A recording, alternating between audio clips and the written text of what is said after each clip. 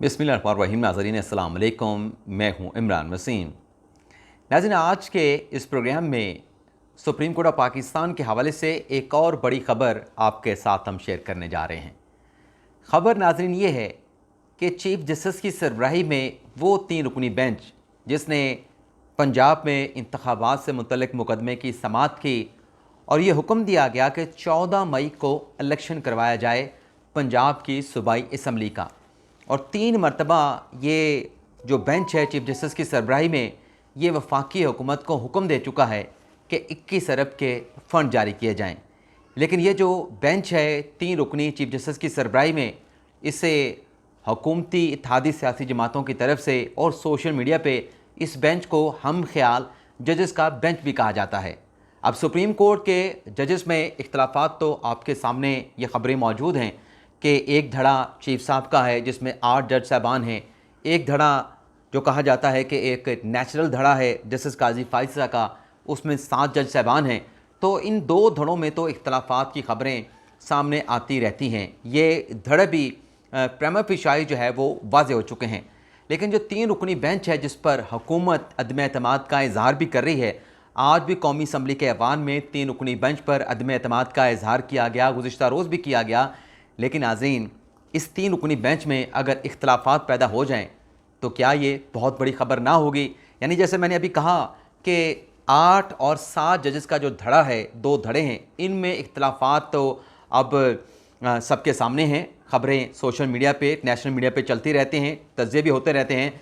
लेकिन कोई ये एक्सपेक्ट नहीं कर सकता, कोई ये सोच नहीं सकता कि वो 3 रुकनी बेंच जो बहुत सारे अहम केसेस में जो 3 जज साहबान बैठे होते हैं, जिनसे मुतल्लिक हुकूमत भी अपनी ऑब्जर्वेशन का इज़हार करती है, अपने अदम एतमाद का इज़हार करती है, उन बेंच में, उन जज साहबान में, बंदियाल साहब में, जस्टिस इजाज़ुल एहसन में, जस्टिस मुनीब अख्तर साहब में क्या कोई इख्तलाफात पैदा हो सकते हैं? तो ये नाज़रीन इख्तलाफ पैदा हुआ है। इस हवाले से बड़ी अहम ख़बर आप नाज़रीन के साथ उसकी तफसीलात हम शेयर करने जा रहे हैं। लेकिन इससे पहले नाज़रीन कुछ 2 और ख़बरें हैं, उनकी तफसीलात भी आपके साथ हम शेयर कर लें। एक तो नाज़रीन, मैंने सोशल मीडिया के ऊपर एक ट्वीट देखा चौधरी परवेज़ इलाही के हवाले से। एक्चुअली ये एक फ़ेक न्यूज़ है और मैं इसको काउंटर करने के लिए कि इस खबर का हकीकत के साथ कोई ताल्लुक़ नहीं है, ये खबर भी आपके साथ शेयर करने जा रहा हूँ। ऐसे सोशल मीडिया पे चौधरी परवेज़ इलाही साहब के नाम से मैंने एक ट्वीट देखा जिसमें वो ये लिखते हैं, ये कोई फेक अकाउंट था, फेक ट्वीट था, जिसमें यह कहा गया कि इमरान खान साहब से पूछ के पंजाब और केपी असम्बली बहाल करने की दरख्वास्त जो है वो अदालत में दायर कर दी गई है। मैंने इस चीज़ को कुरीदा, इस चीज़ को डिग आउट किया तो ये पता चला कि ये फेक ट्वीट है। चौधरी परवेज़ इलाही के ऑफिशियल अकाउंट से ऐसा कोई ट्वीट नहीं किया गया और ये बज़ाहिर यानी एक तरह से सनसनी फैलाने की और एक झूठी, एक फ़ेक न्यूज़ जो है वो सोशल मीडिया पे फैलाने की कोशिश की गई। हाँ, अलबत्ता ये ज़रूर है कि इस हवाले से कि पंजाब और KPK की असम्बलियाँ बहाल की जाएँ, 2 मुख्तलिफ दरख्वास्तें सुप्रीम कोर्ट ऑफ पाकिस्तान में जो है वो आ चुकी हैं।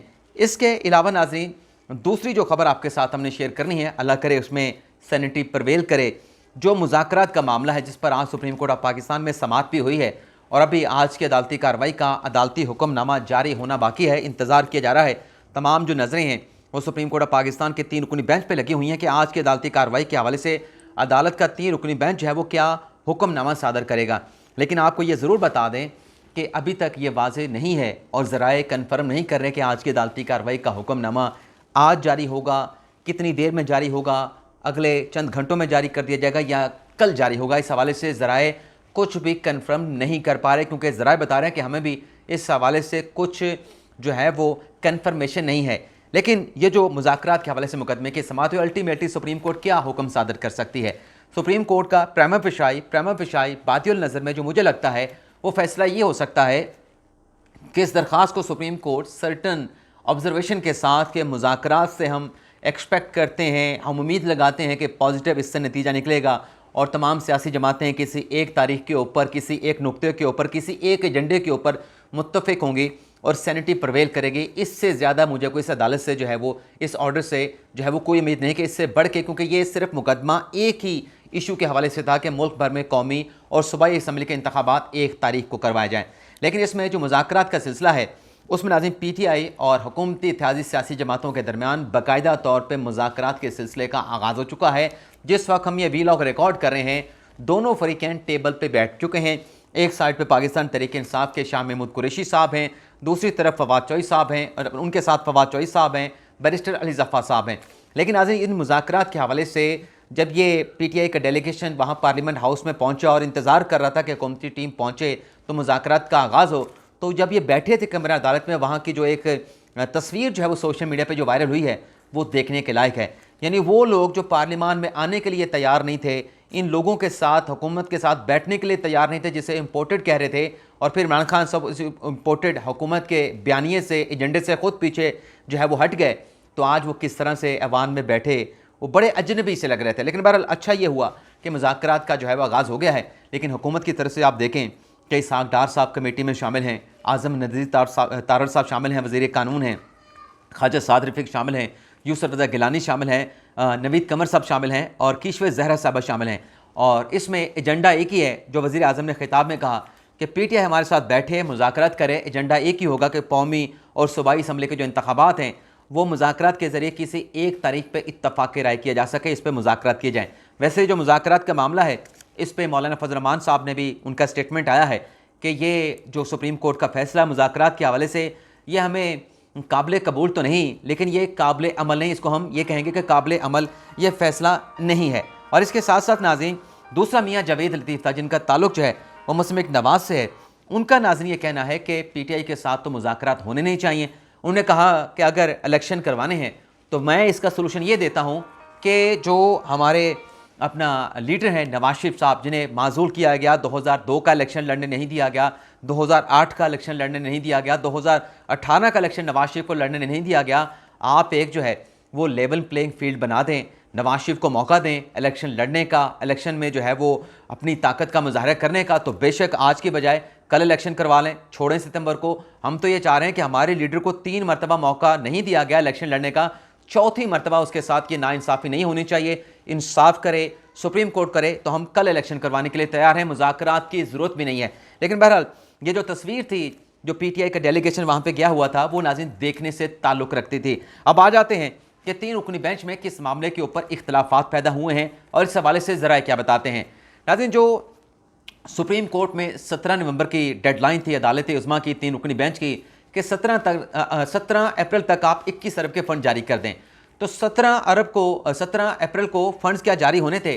17 तारीख को डेवलपमेंट ये होती है कि DG ISI lieutenant general Nadeem Ahmed Anjum साहब सुप्रीम कोर्ट आते हैं, उनके साथ DG जो है वो MO होते हैं, मिलिट्री ऑपरेशन होते हैं, और बाकी उसमें सेक्रेटरी दिफा होते हैं, उनके स्टाफ के लोग होते हैं, और वहाँ पे 3 रुकनी बेंच को ब्रीफिंग दी जाती है। ब्रीफिंग देने के बाद जो इलेक्शन कमीशन की रिपोर्ट जमा होती हैं, जो वजारत ख़जाना की रिपोर्ट जमा होती हैं, जो वजारत दिफा की रिपोर्ट जमा होती हैं, उनके ऊपर 19 अप्रैल को सुप्रीम कोर्ट ऑफ पाकिस्तान में बाकायदा तौर पे ओपन कोर्ट में समाअत का आगाज़ होता है। और उस दिन 3 रुकनी बेंच जो है वजारत दिफा की दरख्वास्त को रद्द कर देता है, इलेक्शन कमीशन की दरख्वास्त को रद्द कर देता है, और वजारत ख़जाना की दरख्वास्त के ऊपर एक मरतबा फिर सुप्रीम कोर्ट जो है वो 27 अप्रैल तक वफाकी हुकूमत को हुक्म देती है कि आप जो है वो 21 अरब के फ़ंड जो है वो जारी कर दें। और इसके साथ साथ उसने अचानक एक और दरख्वास्त सुप्रीम कोर्ट में जो है वो सरफिस होती है, उस पर नंबर लगता है, वो इंटरटेन होती है, कमरा अदालत नंबर 1 में उस बेंच के सामने लगा दी जाती है सरदार काशिफ खान की। और जिस तरीके से जो टेरियन का इमरान खान साहब का इस्लामाबाद हाई कोर्ट में केस है, जिसके मुकदमे से मुतल्लिक, जिसके दरख्वास्त गुजार से मुतल्लिक पाकिस्तान तहरीक इंसाफ ये सवालात उठाती है कि ये दरख्वास्त गुजार कहाँ से आया, इस पर भी सवालात उठते हैं अदालती कार्रवाई में, साथियों में, कि सरदार काशिफ खान साहब कौन है। इनके वकील तो आते हैं लेकिन ये सरदार काशिफ साहब खुद कौन हैं ये हमें नज़र नहीं आते। तो ये दरख्वास्त गुजार आते हैं और इनकी दरख्वास्त इंटरटेन भी हो जाती है। और इनकी दरख्वास्त के ऊपर दरख्वास्त क्या थी नाज़रीन कि मुल्क भर में कौमी और सूबाई असम्बली का इलेक्शन 1 तारीख को करवाया जाए। तो सुप्रीम कोर्ट का 3 रुकनी बेंच जो है वो अगली तारीख के लिए यानी 19 अप्रैल को समाअत होती है, 20 अप्रैल की तारीख के लिए सियासी जमातों को नोटिस करके बुला लिया जाता है। वो सियासी जमातें जो अदालत का बाइकआउट करती हैं, जो कहते हैं कि 3 रुकनी बेंच पे हमें एतमाद नहीं, और वो 3 रुकनी बेंच जो उन सियासी जमातों के रिजर्वेशन सुनने के लिए तैयार नहीं था, वो सियासी जमातें भी दौड़ी दौड़ी सुप्रीम कोर्ट में आती हैं। उन सियासी जमातों को सुप्रीम कोर्ट भी वेलकम करती है और बाकायदा तौर पर अदालती कार्रवाई का कि मुल्क में इंतखाबात 1 तारीख को करवाए जाएँ, उस पर समाअत होती है। और नून लीग, पीपल्स पार्टी और बाकी जो जमातें हैं उनके वकला पेश होते हैं और वो ये कहते हैं, टॉलंजली ये कहते हैं कि हमें मुज़ाकरात के लिए वक्त दिया जाए। तो चीफ साहब ये कहते हैं कि आपके पास आज भी चंद घंटों का वक्त है, आज भी कोशिश कर लें, आज भी आप बैठें, मुज़ाकरात के ऊपर कोई बात करें, हो सकता है कोई पॉजिटिव नतीजा निकले। तो 2 बजे तक अदालती कार्रवाई को मुलतवी करने की बात की जाती है कि 2 बजे तक आप कुछ पेशरफ करके ले आएँ। लेकिन हुकूमती जो वकील हैं, principal law officer attorney general साहब, वो अदालत से कहते हैं कि आप 4 बजे तक वक्त दे दें, चंद घंटे तो हमें मुज़ाकरात के लिए मिलने चाहिए।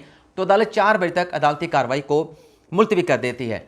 लेकिन फिर उसके बाद ओपन कोर्ट में अदालती समाअत नहीं होती, चैम्बर में समाअत होती है। चैम्बर में 2 जज साहबान होते हैं, मुनीब अख्तर साहब नहीं होते।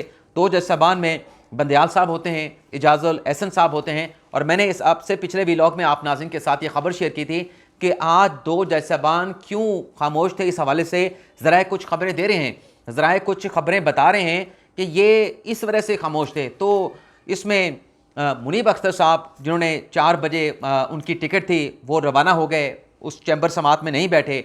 और उस वजह से आज चीफ साहब ने भी इस बात का जिक्र किया, क्योंकि मुनीब अख्तर साहब जो हैं वो अवेलेबल नहीं थे और वो कराची उन्होंने जाना था, उनकी फ़्लाइट थी, टिकट कन्फर्म था, वो कराची रवाना हो गए। तो इस वजह से हमें चैम्बर में समाअत करना पड़ी। लेकिन नाज़रीन ज़रा ये बताते हैं कि मुनीब अख्तर साहब को कहा गया कि आप अपना टिकट कैंसिल करवा लें, अगली फ़्लाइट का टिकट करवा लें, आप बैठें, ओपन कोर्ट में समाअत करते हैं। लेकिन जज साहब ने, मुनीब अख्तर साहब ने, ज़रा ये बताते हैं ज़राए के मुताबिक कि उन्होंने अपना टिकट कन्फर्म नहीं कराया और वो अपनी कन्फर्म टिकट के ऊपर कराची की जानिब रवाना हो गए। और फिर ये कहा गया कि इसमें इख्तलाफात की वजह क्या है।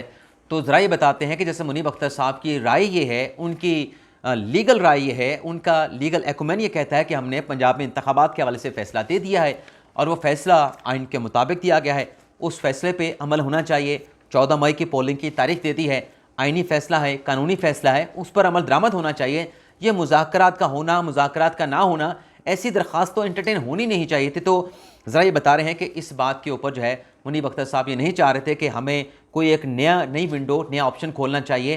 तो फ़ैसला जो है उसको इन्फोर्स कराएं आर्टिकल 190 की रोशनी में, कि हम जो मुल्की अथॉरिटी पाबंद हैं सुप्रीम कोर्ट के फ़ैसले पर कंप्लाइंस कराने की, उन्हें हुक्म दें और अपने फ़ैसले पर कंप्लाइंस कराएँ। तो ये एक इख्तलाफ जो सामने आया है। और यहाँ पर एक और ख़बर भी कि क्या सख्त पैगाम मुनीब अख्तर साहब को दिया गया। जो 19 अप्रैल की नाज़रीन समाअत थी, उसमें मुनीब अख्तर साहब ने वज़ीर आज़म के हवाले से कि वो ऐवान का एतमाद खो बैठे हैं, कुछ बड़े अहम और सख्त किस्म के रिमार्क्स दिए थे कि आपने जो सप्लीमेंट्री बिल पेश किया, आप कौमी असम्बली से पास नहीं करवा सके, तो वज़ीर आज़म तो कौम का एतमाद को, अपना ऐवान का एतमाद खो बैठे हैं, वो कैसे वज़ीर आज़म रह सकते हैं, इसके बड़े सीरियस कॉन्सिक्वेंस होंगे। और फिर 19 अप्रैल की समाअत का जो हुक्मनामा जारी हुआ, उसमें भी वो बातें मुनीब अख्तर साहब की वो उस कोर्ट ऑर्डर के अंदर शामिल थी। और हमारे सहाफ़ी दोस्त जो कि सीनियर हमसे हैं, वो ये बताते हैं, सीनियर वकला ये बताते हैं कि 19 अप्रैल की समाअत का जो हुक्मनामा है, उसकी लैंग्वेज से बज़ाहिर ऐसा लगता है कि वो जस्टिस मुनीब अख्तर साहब ने वो हुक्मनामा जो है तहरीर किया है। तो वो हुक्मनामा, उसमें जो अपना मुनीब अख्तर साहब के रिमार्क्स थे, उस पर नाज़रीन आज वज़ीर आज़म शहबाज शरीफ साहब ने रिस्पॉन्ड किया है। उन्होंने कौमी असम्बली से एतमाद का वोट लिया है, 180 वोट उन्होंने हासिल किए हैं। और इसके साथ साथ जो 21 अरब जारी करने का सुप्रीम कोर्ट का तीसरी मरतबा का आखिरी हुक्मनामा है, उस पर भी आज करारदाद पेश हुई और वो करारदाद जो है वो रिजेक्ट कर दी गई है एक मरतबा फिर कौमी असम्बली की जानिब से कि ये पैसे जो हैं वो नहीं दिए जा सकते। और इसमें नाज़रीन आने दें, हाँ ऑर्डर आने दें। ये एक मेरे दोस्त से, ये सदाबहार भी लॉग है, कल कर लेना। अच्छा चलें, एक दोस्त को मैंने कहा था, तो उस पर ये दोस्त ने कहा कि 21 अपना दोस्त की बात ज़हन में आ गई, तो उसमें यह हुआ कि 21 अरब की करारदाद भी मुस्तरद कर दी गई। लेकिन अपने खिताब में जब शहबाज शरीफ साहब ने यह कहा कि जुल्फ़िकार भुट्टो को जुल्म किया गया, उसे शहीद किया गया, यानी अदालती फ़ैसले के ज़रिए उसको शहीद किया गया, गिलानी को कंटेम्प्ट में नाहिल किया गया। वैसे यहाँ पे एक और फेक न्यूज़ भी मेरे जहन में आ गई है, वो फेक न्यूज़ भी आपके साथ हम शेयर कर लें। वो फेक न्यूज़ नाज़रीन ये है कि जो 180 का नंबर हासिल किया है, इस पर फवाद चौधरी साहब ने ट्वीट किया कि ये तो शहबाज शरीफ साहब ने 180 नहीं 160 वोट हासिल किए हैं, 20 वोट तो इसमें पाकिस्तान तहरीक इंसाफ के हैं। तो इस पर जो कौमी असम्बली की जानिब से जो पार्टी पोजीशन जारी की गई है, उस पार्टी पोजीशन के मुताबिक जो हुकूमती इत्तेहादी सियासी जमातें हैं 10 का जिसमें नाम दिया गया है, जिसमें इसमें इंडिपेंडेंट हैं 9 सियासी जमातों के आज़ाद उम्मीदवारों को मिला के 181 की तादाद बनती है। और जो इसके अलावा PTI के लोग मौजूद हैं वो 31 हैं, मुस्लिम लीग काफ के 2 हैं जो इमरान खान के साथ हैं, और MMAP JUI ये भी एक जमात है, इनका एक है। और मजमूई तौर पर 37 जो है वो अरकान इसमें दूसरी साइड पे हैं। तो ये जो एक प्रोपोगंडा किया गया फवाद चौधरी साहब की जानिब से कि नहीं इनके पास तो 180 का नंबर पूरा नहीं है, तो उस पर बाकायदा तौर पे दादोशुमार जो है वो हुकूमत की जानिब से जारी कर दिए गए। लेकिन शहबाज शरीफ साहब ने एतमाद का वोट लेने के बाद, क्योंकि ये रिस्पॉन्स है, जैसे मैं कह रहा था कि ये इजाज़त जस्टिस मुनीब अख्तर साहब को था और 3 रुकनी बेंच को था कि आप जिस ऐवान से कह रहे थे कि मैं एतमाद खो बैठा हूँ, वो एतमाद मुझे अब 180 नंबर के साथ मुझ पर एतमाद का इजहार कर रहा है और आपका जो मामला है किस तरफ जारी करने का, जिसकी अल्टीमेटली मंजूरी से ऐवान ने देनी है, वो दोबारा उसको रिजेक्ट कर रहा है। लेकिन बहरहाल शहबाज शरीफ साहब ने खिताब किया कि अगर मुझे भी घर भेजा गया तो मैं चला जाऊँगा, 1000 बार चला जाऊँगा, इस ऐवान का जो मान है, जो एतमाद है, वो मैं नहीं तोड़ूंगा। तो इस पर ख्वाजा आसिफ साहब ने खिताब किया। उन्होंने कहा कि ये वज़ीर आज़म जो है वो कुशादगी में कह गए हैं कि इस बेंच का मैं फ़ैसला मान के, कंडेम का फ़ैसला मान के घर चला जाऊँगा, इस बेंच का हम फैसला नहीं मानेंगे। ख्वाजा आसिफ साहब ने कहा कि फ़ैसला 4-3 का है, इलेक्शन के हवाले से 3-2 का को मिनॉरिटी का फ़ैसला है, तो वज़ीर आज़म साहब जो मर्ज़ी कहते रहें, हम 4-3 का फ़ैसला मानते हैं। और ये जो 3 रुकनी बेंच है, ख्वाजा आसिफ साहब ने कैटेगोरिकली कहा कि ये PTI का सहूलतकार बना हुआ है। तो ये नाज़रीन आज का हमारा वीलॉग था। इसमें मैंने कोशिश की है कि तमाम जो एस्पेक्ट हैं वो आपके साथ हम शेयर कर सकें। तो अदालती हुक्मनामे का हम भी इंतज़ार कर रहे हैं और इस अदालती हुक्मनामे के हवाले से भी हो सकता है कि बड़ी डेवलपमेंट सामने आ जाए, कोई जज इख्तलाफ कर ले। जैसा कि मैंने अभी आपको कहा कि मुनीब अख्तर साहब ये चाह रहे हैं कि हमारा फैसला इंप्लीमेंट होना चाहिए, पहले उस पर इम्प्लीमेंटेशन करवाया जाए, बाद के मामलात को बाद में देखा जाएगा। तो अगर इस कोर्ट ऑर्डर में जो जिसका हम इंतज़ार करें हैं कोई बड़ी डेवलपमेंट हुई तो वो अगले व्लॉग में आपके साथ हम शेयर कर सकते हैं। इजाज़त चाहते हैं, अल्लाह ताला हम सबका हामी नासिर हो। अपनी दुआ में याद रखिएगा। अल्लाह हाफिज़।